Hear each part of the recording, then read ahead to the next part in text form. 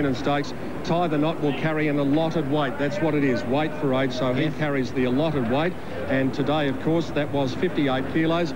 On Tuesday, should he go around in the Melbourne Cup, he will carry the weight that the handicapper has decided.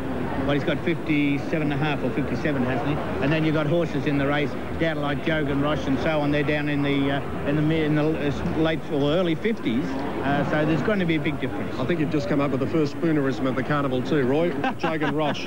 Let's call him Rogan Josh. Good on you, mate. See you Tuesday. Okay, thanks, Peter. Dan Malicki and Gary Willits in the commentary box. Yes, I've moved him pretty quick here, Peter. But if you see Shane Dye, ask him if there's any chance of them running Tie the Knot and blinkers in the Cup. I just wondered if they might try a one-eyed blinker on him. I know every so often they do trial him in blinkers. I noticed before the Cox Plate. And it might just make him go a bit straighter. I know the late Colin Hayes used to often put one-eyed blinkers on horses down. Well, Jeune, the gear change they made to it was beneficial.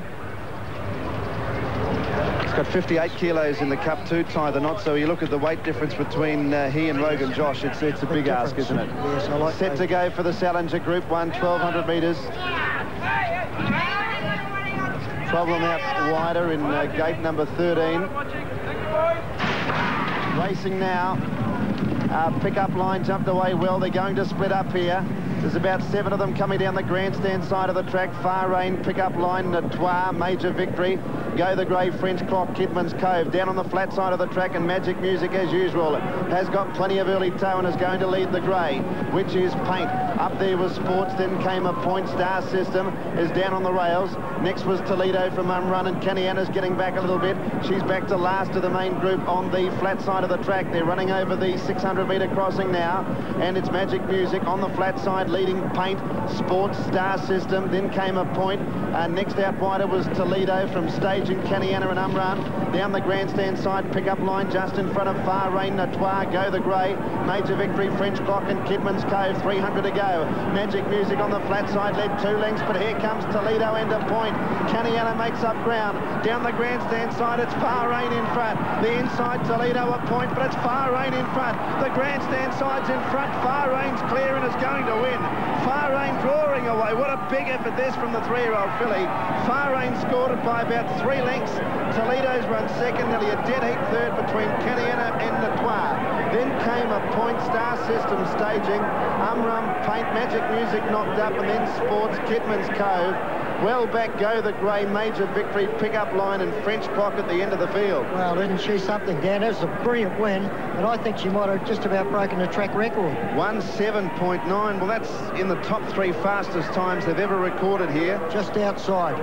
And that's Far Rain, a filly that was having only her 5th start, and she bolted in. Incredible win. Raced away because Pickup Line made the speed down the grandstand side, and she's won it clearly from number 1. Toledo's definitely second, and third, I found it very hard to split. They're wide apart, Canniana and Natois, and it does go to Canniana number 12, third. And here they are. You can see here Magic Music's just getting a bit tired.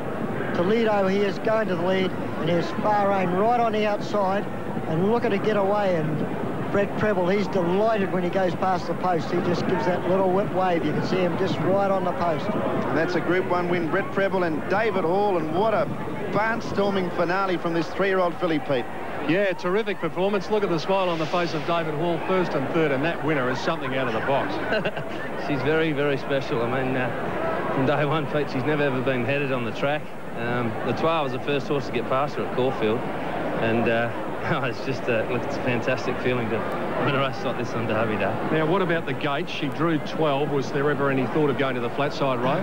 Look, it's something that worries you from day one. You just never ever know what you're going to do with the straight. I mean, I walked it this morning, and there's divided opinions. There didn't seem to be a lot in it.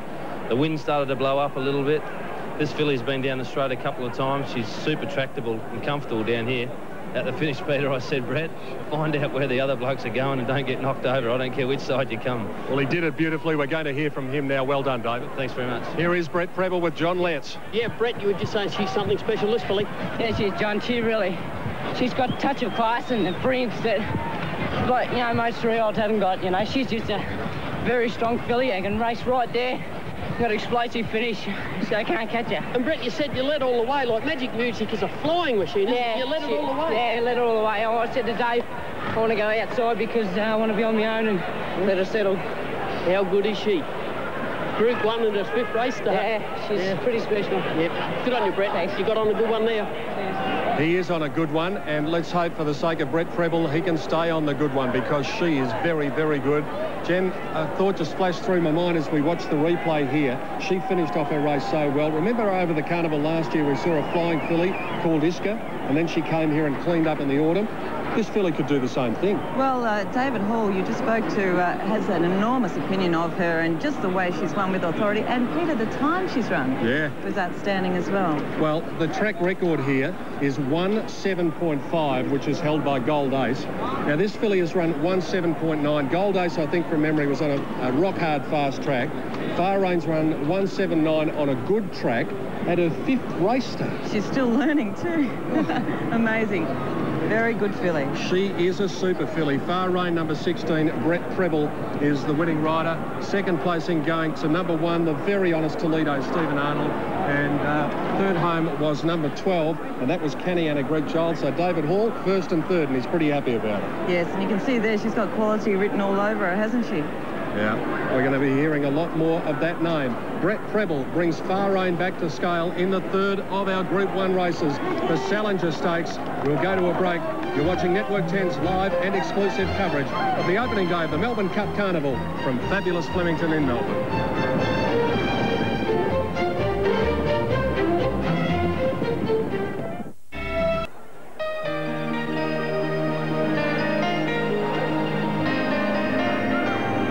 Isn't she a fine sprinting filly? That's Far Rain. A lot of excitement here today, a lot of emotion here today. Amy, Victoria Derby Day. On the last Cup Carnival of the century. We're after correct weight. The very familiar wave we get from Mr. Gleeson, and there it is. Magic correct weight is there. So that means dividends must be ready. Danny. Yes, Tim, 6.20 the win and 2.50 the place for Far Rain. $3 even for number 1, Toledo. And $4 even for number 12, Canny Anna, who came from last on the flat side. It was a good run. Quadella, $29. Trifecta, $790. The race double, $215.50. Officially 4th in Natois, who's missed 3rd by a nose. And 5th home was number 8, and that was a point. So reiterating correct weight on race number 8, the Group 1 Salinger.